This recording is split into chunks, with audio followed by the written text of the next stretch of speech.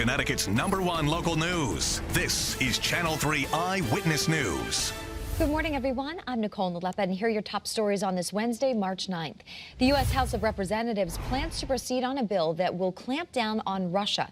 Now, this bill would in part ban Russian energy imports and challenge Moscow's place in the World Trade Organization. And this all comes as U.S. officials expect Russian President Vladimir Putin to escalate action in his neighboring country. Channel 3's John Lawrence has the latest. Ukrainians remaining defiant in the face of danger, protecting their country from the Russian invasion. It's our land, independent. Nobody can enter our land. And if someone is entering, we have to answer. At least 474 civilians have been killed in Ukraine since the attack started nearly 3 weeks ago, according to the United Nations Human Rights Office. And U.S. officials expect the threat from Russian President Vladimir Putin will increase. He's escalating. He's more prepared than ever to consider doing some unreasonable damage and terrible atrocities in Ukraine. Plus, he's looking for an opportunity to strike out at NATO.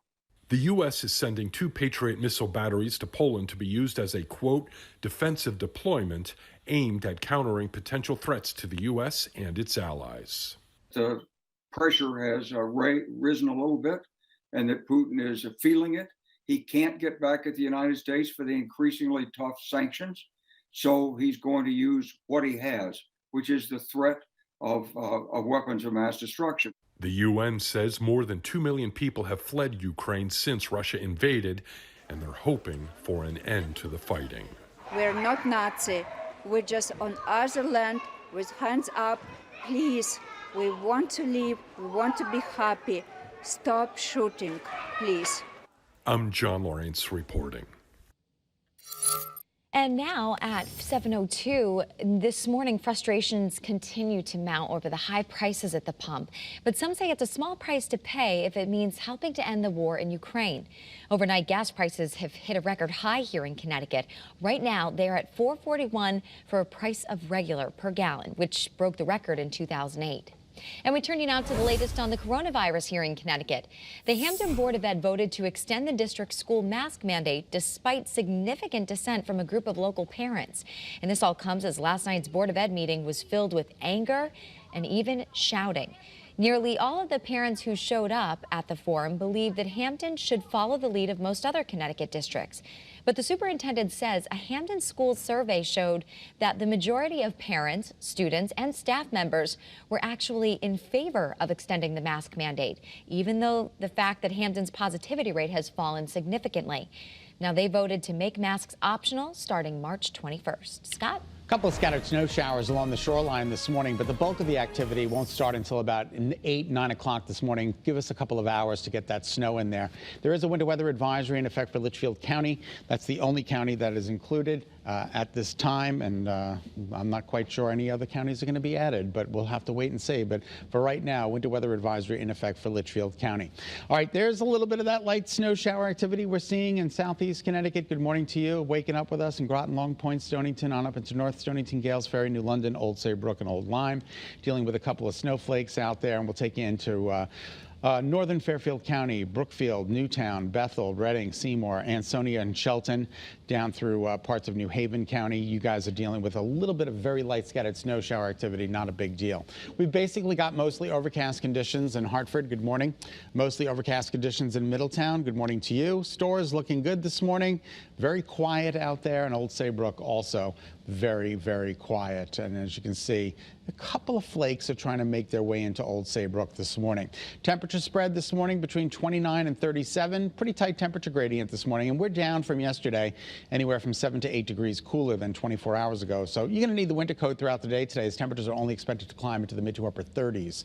Upper 30s for the shoreline, low to mid 30s in inland Connecticut. The wind is fairly calm, with the exception of Fairfield. You guys are dealing with a 6 to 10 mile an hour sustained wind, and that'll make it feel a little bit cooler out there. So once again, bundle up.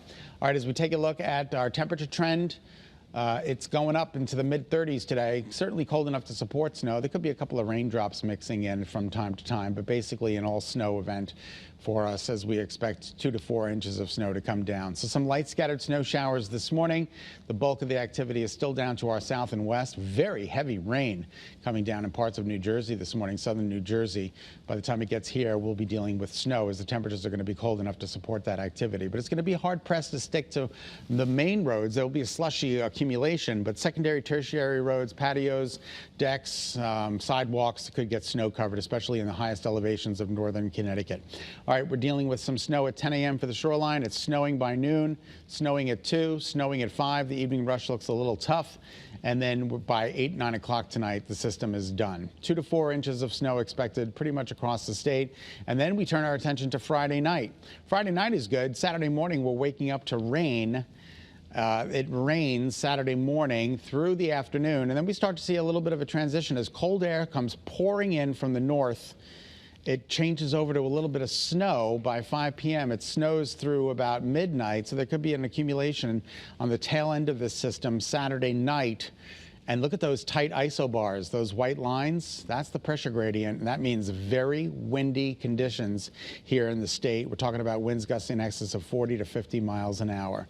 Today, cloudy, cool with snow, temperatures in the mid-30s, and your 7-day forecast includes 50 tomorrow, 52 on Friday. 2 nice days. And then that messy weather rolls in for Saturday. Not great for the St. Patrick's Day parade in Hartford, but the St. Patrick's Day parade in New Haven looks better. 38 degrees, breezy and cold, but sunny. Monday, Tuesday look good.